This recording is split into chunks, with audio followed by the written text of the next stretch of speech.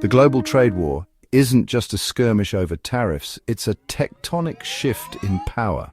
What started as a ripple under Obama and escalated under Biden became a full-blown earthquake when Trump slammed the world with tariffs. But make no mistake, this isn't just about trade, it's about dominance. It's about who writes the rules of the 21st century economy. And spoiler alert, it may not be Washington anymore. Long before Trump waved the tariff stick, the global balance was already shifting, from west to east. America, once the undisputed master of trade and industry, began retreating, first with whispers, then with policy, and now with force. Biden laid the groundwork. Trump detonated the bomb. The moment tariffs hit, the signal was clear. The US is done playing nice. It's going to force the world to either build inside America or face economic pain. Call it the art of the deal. But really, it's economic extortion wrapped in the American flag.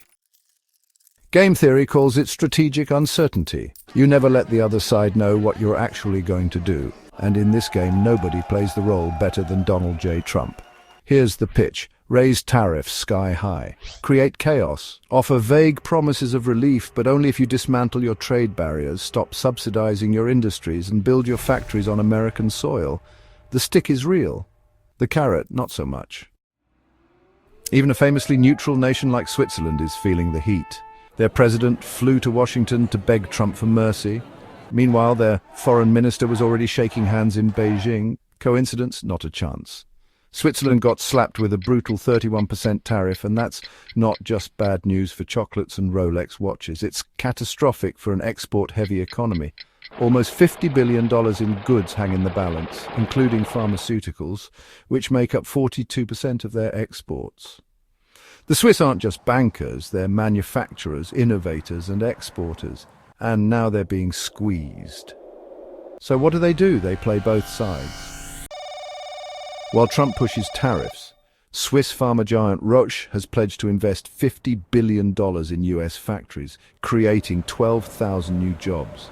On paper, it looks like a win for Trump's agenda, but don't be fooled. Switzerland is buying time and insurance, because at the same time they're also forging deeper ties with China. Why? Because they know Trump could change his mind in a heartbeat. And relocating all production to the US? It's simply not economically viable. Costs explode, margins shrink, it's unsustainable. While the US slaps on tariffs and closes doors, China is swinging theirs wide open. Countries like Spain, even across the EU, are eyeing China as a more stable, cost-effective partner. According to the World Bank, China's average tariff rate is just 2.2%. The US, nearly 30%. Even with a temporary pause, US trade partners still face flat 10% tariffs, 5 times more than China. So if you're a country planning your economic future, who would you rather deal with? Trump's team claims they've made 200 deals during tariff talks. But what are these deals? Who are they with? The math doesn't add up. There are only 17 major trading partners beyond China. Are we talking 200 real agreements? Or just fragments, sub-clauses within talks? Even Trump's own advisors seem confused. The deal count is a fog machine. The real question is, what's actually being agreed on? Because without clarity, uncertainty reigns, and uncertainty kills investment. Now let's talk about the engine of America's economy, the consumer. If you're building a factory in the US, you're counting on demand. But how can Americans keep spending when the goods they buy are 20% more expensive across the board? Discretionary spending will take the hit. Luxury watches, imported foods, niche electronics, they'll be the first casualties. Even high-income earners will think twice. And what happens when those front-loaded Q1 orders dry up? In Q2 alone, US imports are expected to plunge by 7%. The damage, global, Swiss exports, Asian electronics, Latin American agriculture, all of it. Let's not forget, China isn't just standing by, they're hitting back, and it hurts. According to Apollo research, US firms earn 6 times more revenue from China than they export to it. That means China has leverage, big leverage. And if their retaliation strategy plays out, $200 billion worth of US imports could be obliterated. From McDonald's burgers to Apple iPhones to Starbucks coffee, American brands are starting to feel the sting. Layoffs on the horizon, revenue already sliding, and the American consumer getting squeezed from both ends. But beyond tariffs and trade deals, the real battleground is technology, especially AI chips. Even before Trump, Biden began choking China's access to semiconductors.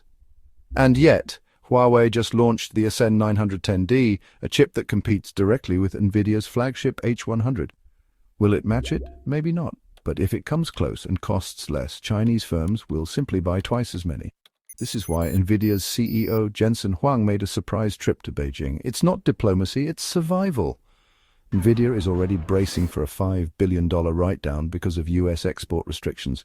Meanwhile, Huawei is expected to ship over 800,000 chips this year to China's biggest AI firms like ByteDance.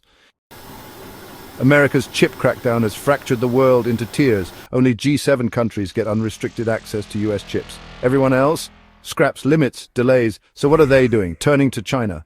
If Huawei cracks mass chip production, it's game over. Just like they did with EVs, China will unleash a wave of affordable, scalable, and decent performance AI chips. These will flood Asia, Africa, Latin America, and Eastern Europe. And once China gets their lithography machines up to speed, it's done. US chip dominance will crumble. This isn't just a trade war, it's a global realignment. One where countries are asking, do we hitch our future to a volatile Washington or a rising Beijing? More and more are choosing the latter. So the question remains, how long before the world tilts fully toward China? And will Huawei finally dethrone Nvidia in the AI race? Let me know your thoughts in the comments. Don't forget to like, share and subscribe, because we're only at the beginning of this global power shift.